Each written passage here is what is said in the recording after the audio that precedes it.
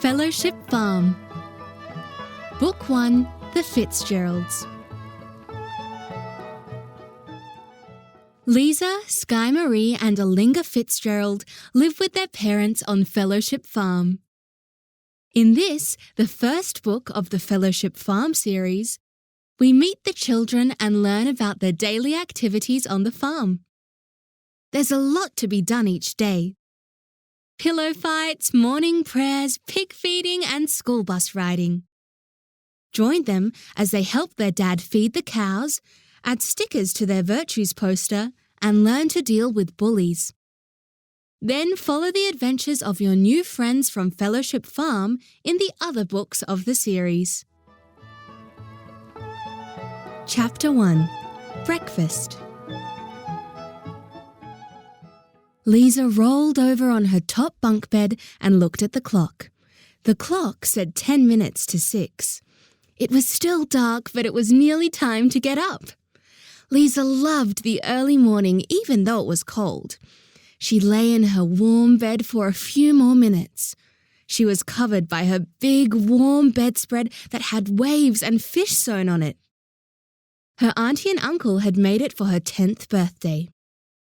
At 6 o'clock, she pushed the bedspread down to her feet and put her warm brown foot on the top rung of the cold bunk ladder. She slowly edged her way down the ladder, trying not to make it creak too much. As she got near the bottom, she felt something tickling her foot. "Hey!" she giggled and poked her foot through the ladder at her little sister. "Good morning, sister," said Skye-Maree, grabbing the foot. Leezah pulled her foot free and swung herself onto her sister's bed. She pulled back the covers and started to tickle her. She giggled and struggled, but her 8-year-old muscles were no match for her big sister. Luckily for Skye, her giggles woke their younger brother, Olingah. Olingah was onto Leezah's back in a flash. Soon, the cold wooden boards of the bedroom floor were covered in bedspreads and squealing, giggling, tickling children. When their mother opened the door and turned on the light, all she saw was a sea of body parts in different coloured pyjamas. A red elbow, a green leg, a yellow bottom, all twisted up in pillows and quilts and making very strange noises. "What have you wild animals done with my lovely children?" she asked and left the room. A few minutes later, the panting, wild-haired children picked themselves up off the floor. They put on their dressing gowns and slippers and joined their mother and father in the living room. Their mother had turned on the lamps and lit the fire. Their father was taking the guitar out of its case. They kissed their mummy and daddy good morning and sat on the rug by the fire. "Did you have a lovely sleep?" Daddy asked. "Yes," said Olingah. "But now I'm hungry." "Good," said Mummy. "We'll have breakfast soon. But first, we need to feed our souls," said all the children at once. "What would your soul like to eat?" asked Mummy. "Delicious prayers, please," said Skye-Maree. Daddy strummed the guitar and they started to sing their prayers. When they had finished, they sat quietly for a few moments, thinking about Baha'i. The fire felt warm on their backs, and outside the birds were singing beautiful prayers of their own. "My soul's full," said Olingah. "But my tummy's empty." He scrambled up and went quickly off to the kitchen. In the kitchen, they worked as a team. Daddy cut up the fruit, Leezah and Skye-Maree toasted the toast and put out the boxes of cereal. Mummy warmed up some milk and poured some juice for everyone. Olingah put out the bowls, plates, cups, spoons and knives. As they ate their breakfast, the sun rose over the hills, shining down on the fields of their farm. Chapter 2. Morning Chores. The sun was bright, but the air was still cold. So when they finished eating and went outside to do their chores, all 5 of them put on their warm coats, hats and boots. When the children were in a rush, they divided their jobs among themselves. But when they had plenty of time, they liked to do their morning work all together. The first job was to get the scrap bucket from under the kitchen sink and take it to the pig pen. The pig pen was right down the end of the paddock. As they walked over the grass, they looked back to see the trails they had made in the dew. Skye threw the scraps into the pig trough. Leezah filled their water trough with clean water. Olingah put clean straw in their pen. It was a little bit scary for him. Olingah was only 6, and the 2 sows, mummy pigs, were bigger than him. He tried to be courageous, but sometimes he needed Leezah to help him do the straw. The next job was to feed the farm dogs. The farm dogs were tied to kennels near the big shed that housed the tractors and trucks. The children loved dogs, but they didn't like the job of feeding the farm dogs. The meaty bones that they got from the big old fridge in the shed made their hands stink. The dogs were always really hungry and pulled at their chains, barking and straining to get to their food. The children threw the bones towards the dogs, and while they ate, Skye washed out and filled the water dishes. The next job was to let the hens out, feed them, and collect the eggs. During the day, the hens were free to wander around the farm, but at night they had to be locked in their house so that the foxes wouldn't eat them. Their house was bright yellow with 3 big red hens painted on the side, all laying big blue eggs. The children had helped their daddy paint it. As Leezah went in to get the eggs, she said, "Guess how many there are? I guess there are 10 eggs." Skye-Maree said, "I guess there will be 8 eggs today." "Me too," said Olingah. "You can't guess the same, Ollie," said Skye.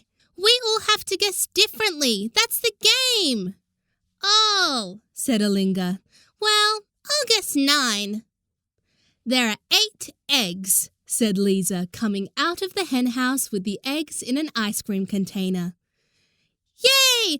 I was right!" said Olingah. The children walked back towards the farmhouse. The sun was rising high above the hills now. There was just one last job left to do: feed the pigeons. Their daddy had 30 pigeons in a big cage which was really like a house. He had trained them to fly out across the farm and return to their house. The children gave the pigeons some seed. The pigeons were so tame that they would eat right out of the children's hands.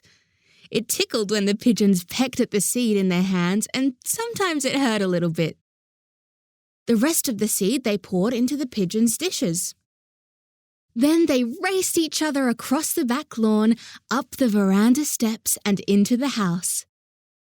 Leezah and Skye shook off their rubber boots and hung up their coats and hats and gloves. Olingah's boots were getting too small for him. He shook and shook, but they didn't come off. "Oh, you silly boot," he cried at his boot stuck on his foot. "Can you please help me, Leezah?" he asked. "Of course," said Leezah. "You hold Olingah, Skye, and I'll pull the boot." Together they got the stubborn boot off Olingah's foot. "Thank you," said Olingah. Just as they got the boot off, Daddy came up the veranda steps. "That was great helpfulness," he said to Leezah and Skye. "And Olingah was courteous," said Skye. "That's right. So you can all add a sticker to your virtues chart." Leezah, Skye and Olingah went into the kitchen and got the stickers out of the second drawer. Leezah chose a sticker of a smiling green frog. Skye chose a sticker of a spaceship, and Olingah chose a sticker that had a big red face saying "Good work." On the fridge was a big piece of card with the virtues written on it. Olingah stuck his sticker next to the word courtesy, and the girls stuck theirs next to helpfulness. Their virtues poster was nearly full of stickers.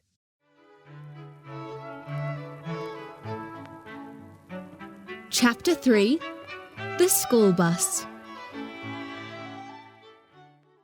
The children quickly made their beds and had their showers.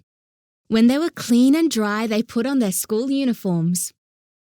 Olingah especially loved wearing his uniform because he had only started school that year.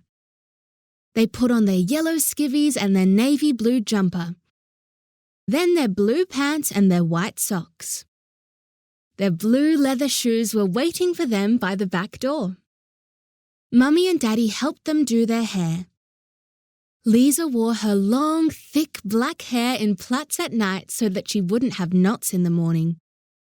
Skye's hair was so frizzy that it was always hard to get a comb through it or keep it neat.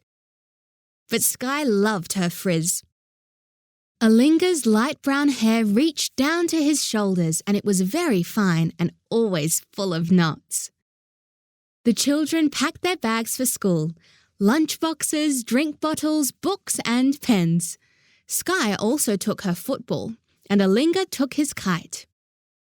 Then they gave their mummy and daddy a big hug and kiss, put on their blue duffel coats and went out to the main road to wait for the school bus. Before the bus arrived, they heard the roar of the tractor and saw Mummy driving off to the back paddocks to plough. Daddy drove the white ute over to the petrol pump. He filled the tank while he waited for the bus to arrive to collect the children. Leezah climbed up on the front fence. She stuck her arms out to the side and balanced her way along the fence, stopping at each fat wooden fence post to regain her balance. Skye climbed up on the gate, then leapt to the ground. The whole fence shook as she pushed off into the air. Leezah wobbled and tumbled off the fence into the long grass beside it. "Skye-Maree!" she yelled. "Sorry, sister," said Skye. "Come on," said Olingah. "Here comes the bus." Actually, no one could see the bus yet, but far along the road they saw a swirl of dust. As it got closer and closer, they could see the old red bus in the middle of it. The children stood well back from the road as the bus pulled up and the dust cloud swirled around it. Then they climbed on board. "Good morning, Miss Rowbottom," they greeted the bus driver. Miss Rowbottom had been driving the school bus since before Leezah started at Kellyton Primary School. She was a bit grumpy sometimes. Some of the children called her Miss Paddlebum behind her back. At first, Leezah and Skye thought it was really funny. But Daddy said it wasn't kind, so they stopped calling her Miss Paddlebum, even when the other children called her that name. Because their farm was the furthest along the road, the Fitzgerald children, Leezah, Skye-Maree and Olingah, were always the first to get on the bus. As the bus journeyed back towards the township, it collected children from other farms and houses along the way. The children loved the ride into school. Each time the bus stopped, more friends got on, so by the time the bus reached the school, it was full of noisy, playing, laughing, shouting schoolchildren. No wonder Miss Rowbottom was sometimes grumpy. When the children got too noisy, Miss Rowbottom would slam the brakes and stop the bus. "Right," she would say, "who wants to walk to school?" and open the bus door.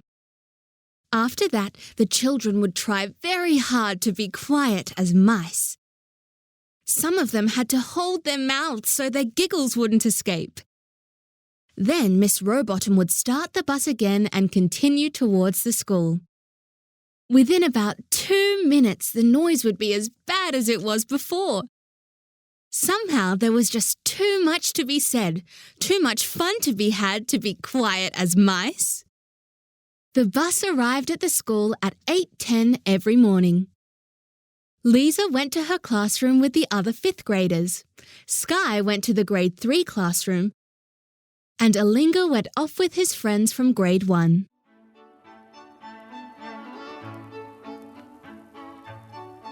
Chapter 4, Home Time.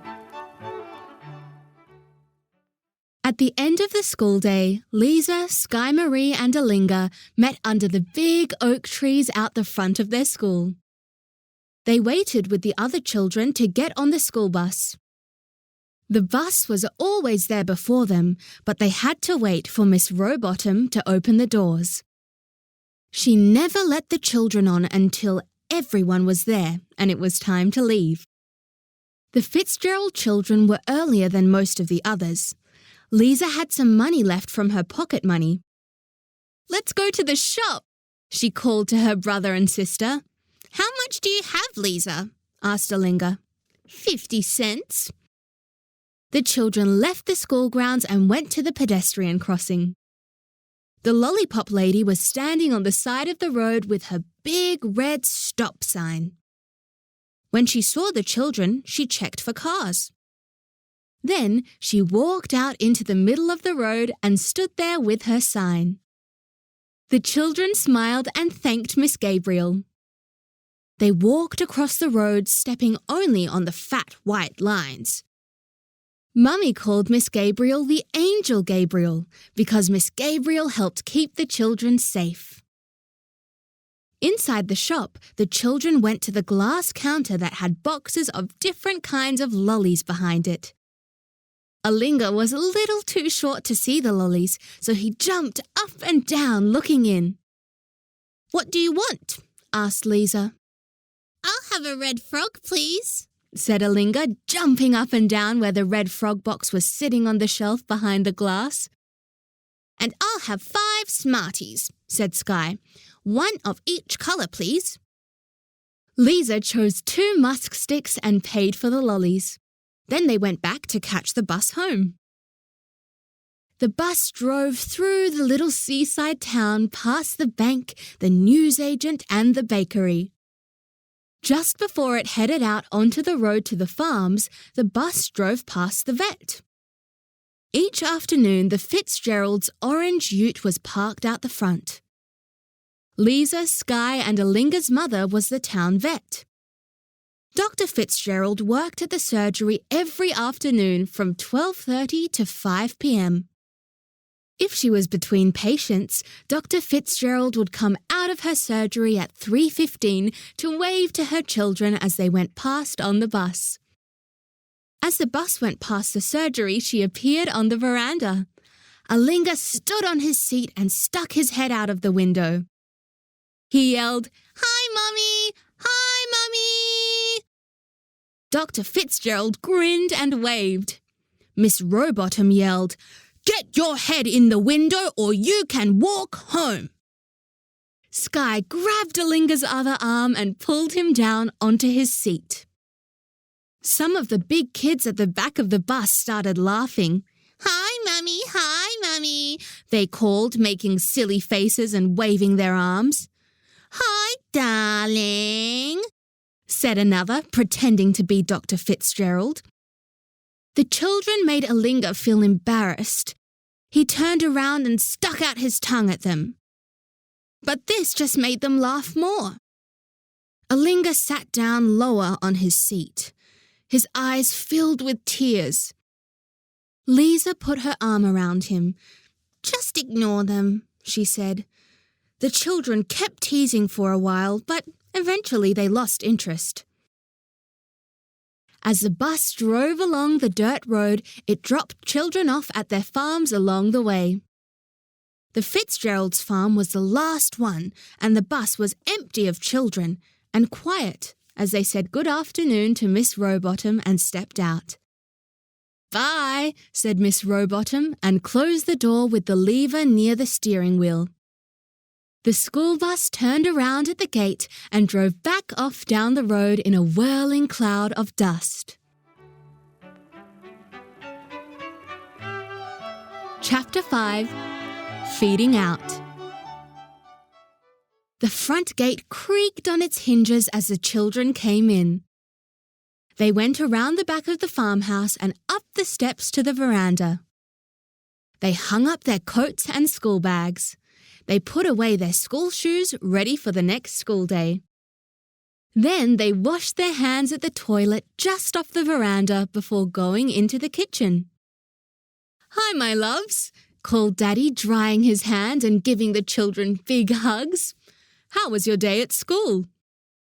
On the kitchen table were 3 glasses of juice, some sliced up fruit, and some muesli bars. The children were hungry and sat up to eat their snack. "My day was good," said Skye.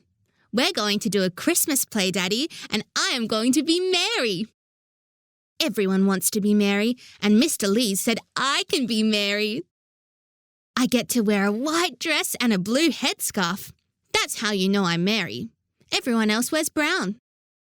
And Zoe is going to be one of the 3 wise men." Zoe was Skye's best friend from school. Zoe lived in town. "Wonderful, Skye. I'm sure you'll be a great Mary. We just need to take the Skye out of your name and you are a Mary," joked Daddy. Skye giggled. "What about you, Possum?"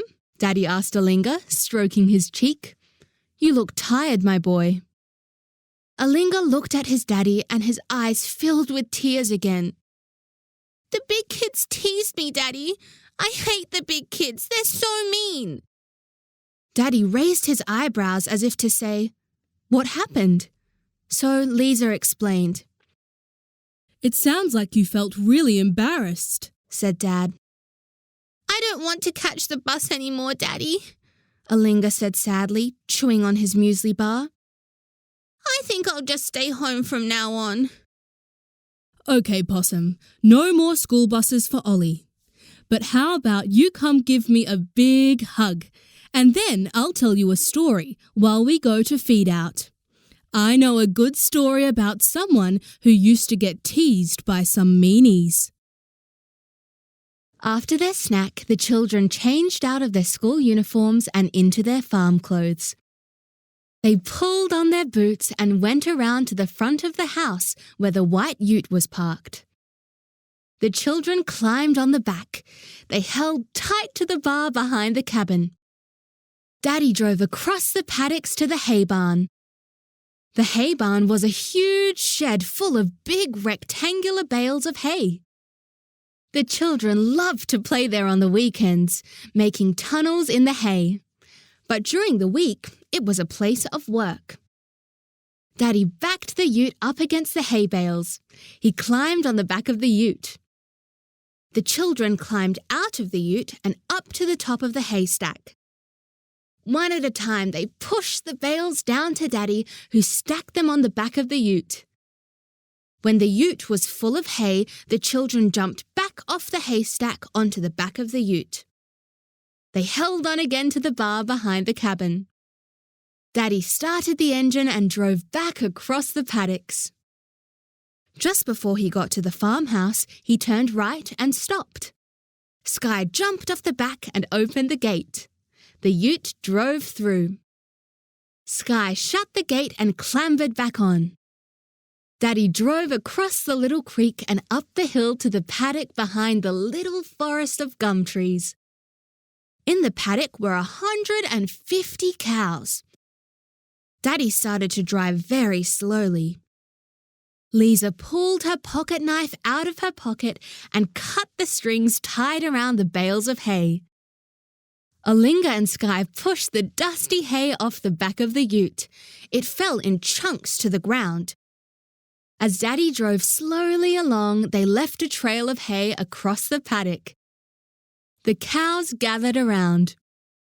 Some of the cows started eating the hay that the children had pushed onto the ground for them. But some of them were greedy. They wanted the big bales of hay that were on the back of the ute. One cow stuck out her head over the side of the ute and started tugging at the hay. "Hey!" shouted Leezah. "We haven't cut the string on that one yet." She tried to push the cow's head away from the ute. But the cow gently butted Leezah with her head and continued to follow the ute along, pulling at the hay. "Hey!" said the children, laughing. They all tried to push the cow away from the hay, but she was very determined. Leezah cut the string from the bale and they pushed it over the side of the ute to the cow. She stopped following the ute to eat her big pile of hay. "She could put a sticker next to determination on the virtues chart," giggled Olingah. When all the cows had been fed and all the hay had been tossed off the back of the ute, Daddy drove back to the shed. He parked the white ute next to the orange ute. "Mum's home," said Dad. Skye gathered up the strings from the hay bales and put them in the incinerator. It was very important to make sure none of the strings got pushed off the ute with the hay. It could make the cows very sick if they accidentally ate a string. Olingah swept the hay off the back of the ute and Leezah fed the dogs their evening meal. By the time they finished, it was getting dark. Lights shone from the farmhouse. The girls raced each other down the slope from the shed to the house. Olingah walked behind with his dad. They stopped at the hen house to lock the door. You didn't tell me the story yet, Dad, Olingah reminded his father. How about we make it the bedtime story, he suggested. All righty, said Olingah.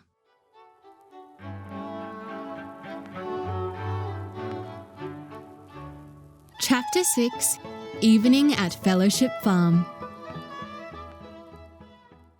Leezah and Skye-Maree ran up the back steps and tossed off their boots. They ran to their mother and threw their arms around her waist. Each one yelled, "I win!" Mummy hugged her rowdy girls and then said 2 words. Boots, orderliness. The girls went back out the veranda and put their boots away. What's for dinner, Mum? They called from the veranda. Dry bread and mouldy cheese, their mum called back. That was what their mum always said. They knew it wasn't true. Can we help? Yes, you can. First of all, you can both put a sticker on the virtues chart for helpfulness. Then Skye can set the table and Leezah can make a salad, their mum said, turning the chops over the grill. Soon dinner was ready and the Fitzgerald family sat down to eat. They shared their news from the day. Dr. Fitzgerald talked about a baby hawk that was brought into the surgery with a damaged wing and a dog that had been hit by a car. Dr. Fitzgerald had stitched up the dog and she said it would soon be fine. Leezah loved animals, but she knew she could never be a vet. She couldn't bear to see animals sick or in pain. When she saw a wounded animal, she felt like she herself was wounded. Her mum only told stories about animals that she had been able to help, so Leezah wouldn't get too sad. It was Daddy and Skye's turn to wash up after dinner. Olingah, Leezah and Mummy went to have showers and brush their teeth. Skye put on the yellow rubber gloves and filled the sink with hot, bubbly water. Even the smallest gloves in the supermarket were way too big for Skye. Her fingers only reached halfway up the gloves' fingers. But it was better than having her fingers scalded by the hot water. Skye washed and Daddy dried and put the dishes away. And while they cleaned up, they listened to Red Grammar. I think you're wonderful, Skye sang along with the CD. When somebody says that to me, I feel wonderful, as wonderful can be. It makes me want to say, Daddy sang along, the same thing to somebody new. And by the way, I've been meaning to say, I think you're wonderful too. Daddy bumped his hip against Skye and Skye bumped him back. When the dishes were clean, Skye and Daddy had their showers. Then, when everyone was clean and bundled up in their pajamas and dressing gowns, they came and sat by the fire for evening prayers. Daddy had cut his fingers when he was fixing the fences that morning, so he passed the guitar to Mummy. Mummy started to strum a melody they all knew well. Blessed is the spot and the house and the place and the city and the heart and the mountain, they all sang, and the refuge and the cave and the valley and the land.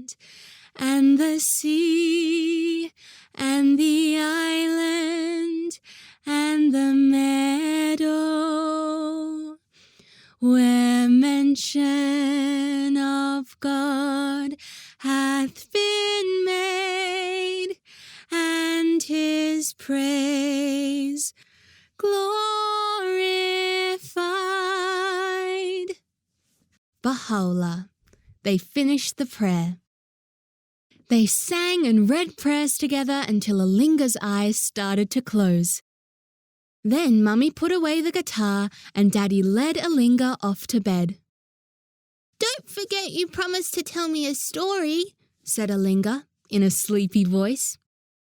"Of course I won't forget," Daddy assured him. Olingah climbed into bed and the girls and Daddy sat near him. Mummy came in and kissed her tired boy goodnight. She turned on the nightlight and turned off the overhead light. "You girls come and do your homework when the story's finished, okay?" "Yes, Mummy," said Leezah and Skye. Mummy went back to the living room to read. Daddy started to tell the story he promised Olingah.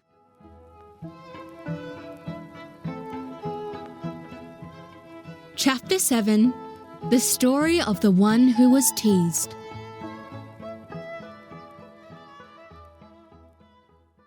From the age of 9 until he was an old man, Abdu'l-Baha lived as a prisoner. Each time he was sent to a new city as a prisoner, he would shower his love on all the people around him, and eventually a lot of them realized that he was a very wonderful man, not a bad person. When he was living in Akka, some of Abdu'l-Baha's enemies stirred up lots of trouble. A group of people came from another city just so they could be mean to Abdu'l-Baha. They said he was a bad person. They said they were going to kill him. Abdu'l-Baha always spoke to them with courtesy and calmness. He never got angry and he was never rude. When they asked him silly questions, he was patient. And when they said bad things about him, he just turned his heart toward God. But all the people around Abdu'l-Baha were scared. Even the people Abdu'l-Baha helped so much were scared to come to ask him for help. The Baha'is were very worried that these mean people were going to take Abdu'l-Baha away and hurt him. One day, a kind man came to Abdu'l-Baha and said, "I have a boat. I can take you away from these mean people who say awful things about you. I can take you to a safe place where no one will hurt you." The Baha'is wanted to protect Abdu'l-Baha. They said, "Abdu'l-Baha, you should go with this man." Abdu'l-Baha told the friends that the Bab and Baha'u'llah had never run away from their difficulties. He said that he would follow their example and not run away. He would be courageous and detached. So Abdu'l-Baha did not run away. Instead, he did all the helpful things that he usually did. He mended the house, he planted trees in his garden. He bought some coal for the winter. The mean people kept saying awful things to Abdu'l-Baha. They sent a boat to take Abdu'l-Baha away. The boat came closer and closer, but Abdu'l-Baha wasn't scared. He put all his trust in God. He prayed and then waited patiently. Suddenly, the boat turned around and went back out to sea. It returned to the land it had come from, and it never came back. So God protected Abdu'l-Baha. And Abdu'l-Baha showed everyone that no matter how mean people are, if we are courteous and calm and we pray and trust in God, everything will work out okay. Chapter 8. Monsters in the Boot Room. Olingah just managed to stay awake for the whole story. When it was over, he murmured a sleepy good night and slid under his covers. Leezah, Skye-Maree and Daddy kissed him good night and went quietly back out to the living room. Olingah's bedtime was 7 o'clock. Skye was allowed to stay up until 8 o'clock, and Leezah's bedtime was half an hour after Skye. Skye didn't always have homework, so she often spent the hour reading and drawing. Skye got her felt pens from the art cupboard, a book to lean on, and some scrap paper. She sat down on the rug in front of the fire to draw. Leezah went out to her school bag to get her homework. It was dark in the boot room, where they kept their coats and bags and boots. She walked towards her bag. Suddenly, she saw 2 bright yellow eyes shining in the darkness. She heard a loud screeching sound. Leezah leaped backwards and screamed. Mummy and Daddy and Skye came running through the kitchen and out the back door into the boot room. Leezah clutched her dad and pointed to where she had seen the yellow eyes. Just then, the terrified possum who had been in Leezah's school bag scrambled across the floorboards and shot up a nearby tree. Leezah started to laugh. Mummy pulled an apple core and a half-eaten sandwich out of Leezah's bag. "We have had a visit from an apple core thief," she said. "Caught it in the act." "I think Leezah's scream was enough punishment for any thief," said Daddy, putting his arm around his daughter's shoulders as they went inside. Mummy emptied Leezah's lunchbox and rinsed it. Leezah gathered her schoolbooks and went to sit at the table behind the couch. Daddy sat down on the couch and propped his feet on Skye's back. "Ah, the perfect footrest," he said and closed his eyes. "Dad," said Skye and sat up straight so his feet fell on the floor. "Oh, sorry, Skye, was that you?" Dad asked, winking. Leezah was working on a project she was doing for school. Everyone in the class could choose an animal to study. Leezah knew straight away what she would choose. Dogs. She loved dogs. Tonight, Leezah was working on her drawing of 4 newborn puppies drinking milk from the mother dog. She imagined what it would be like to have a puppy of her very own. She and Skye and Olingah sometimes pretended that they each had a little puppy. When they did their work on the farm, they would call their pretend puppies. They rolled in the grass, letting their pretend puppies lick their faces. And when their imaginary puppies were naughty, they would gently scold them. But it wasn't the same as having a real puppy. There were dogs on the farm, but they were working dogs. They were trained to round up the cows. They weren't cute and cuddly, and the children weren't allowed to play with the working dogs anyway. When Leezah finished her drawing, she took it out to show her mum. Mummy had just finished making the school lunches. She was putting the kettle on for a cup of tea. "Darling, what a lovely picture. It's beautiful. Well done," she said as Leezah held up her project book. Then Leezah put her books and pens in the school bag. She came back into the kitchen and pushed herself up to sit on the kitchen table. "Mum," said Leezah. "Yes, doll," said her mum, reaching into the fridge for the milk. "Can I please have one?" "One what?" her mum asked. "You know." "One kiss?" Mummy teased, kissing Leezah's forehead. "No, Mum." Leezah's mum looked at her. They had had this conversation many, many times. "You said I could have one when I'm older. And now I'm older. I'll be responsible, I promise." "We'll see," said Mum. It was the worst answer. Leezah felt very frustrated. "Please, Mum." "Leezah," said Mum. Leezah knew there was no point in talking about it anymore. She had been asking for a pet puppy all year. She knew she could take care of a puppy. What was so hard about it?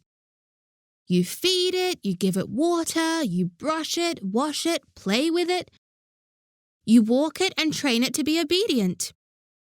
And you run with it on the beach and snuggle with it and... It felt so unfair. Skye brought her artwork into the kitchen. She had also been drawing puppies. 5 fat puppies, all different colours. She gave it to her mum and kissed her goodnight. Daddy was already asleep on the couch, but she kissed him too and then went off to bed. Leezah sat with her mummy reading for another half an hour. Just before bedtime, she sat on the floor in front of Mummy's armchair. Mummy brushed Leezah's thick black hair and plaited it into 2 long plaits. Leezah kissed her mummy and her sleeping daddy and went off to bed. She climbed the creaky bunk ladder and crawled under her covers. Ya Baholapa, she whispered as she closed her eyes. That night, Leezah dreamt that her picture came to life and she had 4 little puppies to care for. Chapter 9, Goodnight from the Fitzgeralds. Mummy locked the back door and turned on the outside light. In the living room, Daddy was fast asleep on the couch. He got up even earlier than the rest of them, so by early evening he always fell asleep. His book was resting on his tummy. Mummy made sure the fire was safely out and put up the fire screen. Then she woke the sleeping Daddy and he wandered off to bed. After she had brushed her teeth, Mummy went in to check on the sleeping children.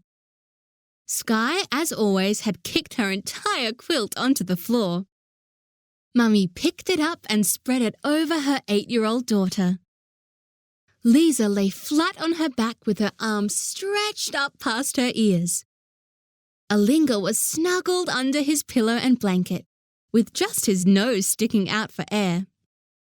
Because of the way he slept, his sisters sometimes called him Wombat.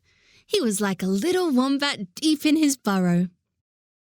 Mummy pulled open the bedroom curtains to let in the night breeze. The breeze brought the smell of the sea, which was not far away. The stars were very bright in the clear sky. Outside in the garden, the nighttime animals were having their usual sing-along, with crickets chirping, owls hooting, and possums screeching. As she turned to leave the room, Leezah stirred. "Mummy," she whispered sleepily, "I'm thirsty." Mummy went into the kitchen and brought Leezah back a drink bottle with some water from the tap. Leezah drank some and gave the bottle back to her mum, who put it on the little table between the bunk bed and Olingah's bed. "Mummy," Leezah said, dangling her arm over the side of the bed, "can you come snuggle with me, just for a minute?" Mummy stroked Leezah's arm and gently pushed it back onto the bed. She climbed slowly up the ladder and stretched out next to her eldest daughter. Mummy's long legs poked through the bars at the end of the bed. "You go to sleep now," she said to Leezah. Leezah closed her eyes and Mummy lay next to her, stroking her forehead. When Leezah had fallen back to sleep, Mummy slowly sat up and slipped quietly down the bunk ladder. Out in the hallway, she turned on the lamp so that anyone needing the toilet in the night would be able to see. Then she joined Daddy in their bed. As she lay down to sleep, she also whispered, "Ya Baholapa." And soon, all the Fitzgeralds of Fellowship Farm were fast asleep. As they lay sleeping, none of them could have guessed what a surprise the next day was going to bring. But that is another story.